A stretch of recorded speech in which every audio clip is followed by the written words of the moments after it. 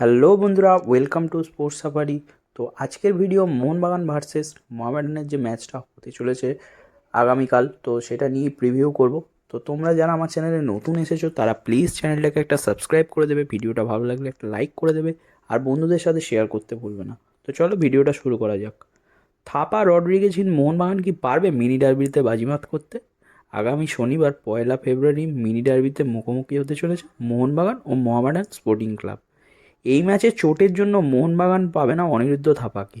এই তালিকায় যোগ দিয়েছেন নির্ভরযোগ্য ডিফেন্ডার অ্যালবার্তো রড্রিগেজ। শোনা যাচ্ছে তিনিও চোটের কবলে পড়েছেন এবং মূল দলের সাথে তিনি বল পায়ে অনুশীলন করেননি। এমতা অবস্থায় দিব্যেন্দু বিশ্বাসকে টম অলরেডের পাশে সেন্ট্রাল ডিফেন্সে খেলাতে পারেন মলিনা। দুই সাইড ব্যাকে শুভাশিস এবং আশিস রায় এবং দুই উইঙ্গার লিস্টন এবং মানবির। যেহেতু ডিফেন্সে অ্যালবার্তো খেলবেন না, তাই আপফ্রন্টে একজন বেশি বিদেশি খেলাতে পারবেন মলিনা। তো এই ক্ষেত্রে দুরকম স্ট্র্যাটেজি নিতে পারেন মলিনা। স্ট্র্যাটেজি এক, গ্রেগকে অ্যাটাকিং মিডফিল্ডার খেলিয়ে দুই স্ট্রাইকার জেসন কামিন্স এবং জেমি ম্যাকলারিনকে, এই দুজনকে ডাবল স্ট্রাইকার হিসেবে খেলানো যেতে পারে। সোজা কথায় 4-1-2-1-2 বা ক্লাসিক 4-2-2 ফরমেশন। এই ক্ষেত্রে বেঞ্চ থেকে আসতে পারেন দিমিত্রি, সাহাল এবং আশিক। স্ট্র্যাটেজি টু, গ্রেগকে কিছুটা বক্স টু বক্স অপারেট করিয়ে ম্যাকলারিনকে মেন স্ট্রাইকারে রেখে দিমিত্রি পেত্তাদসকে সেকেন্ড স্ট্রাইকারে খেলাতে পারেন মলিনা। এতে করে দিমিত্রিও কিছুটা প্লেইং টাইম পেয়ে যেতে পারে, যেটা তার এই সিজনে একদম পায়নি বললেই চলে। সেক্ষেত্রে কামিন্স, আশিক কুরুনিয়ান এবং সাহাল 60 থেকে 65 মিনিটের পরে সাবস্টিটিউট হিসেবে নামতে পারে।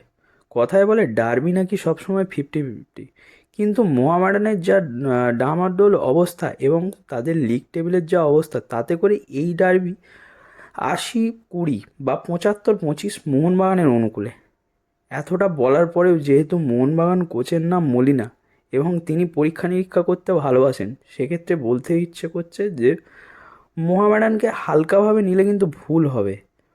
তো এবং মোহনবাগান শিল্ড জেতার দৌড়ে প্রথম অবস্থানে রয়েছে এবং এইখান থেকে শুধু মোহনবাগানই পারে মোহনবাগানকে হারাতে। তাই সমর্থকরা বা ক্লাব ম্যানেজমেন্ট চাইবে না এই ম্যাচে মলিনাকে হঠাৎ করে কোনো রকম পরীক্ষা নিরীক্ষার মধ্যে দিয়ে দলকে বিপদে ফেলুক। তো সোজা কথায় মোহামেডানের বিরুদ্ধে 3 পয়েন্ট চাই, আর সবাইকে জয় মোহনবাগান।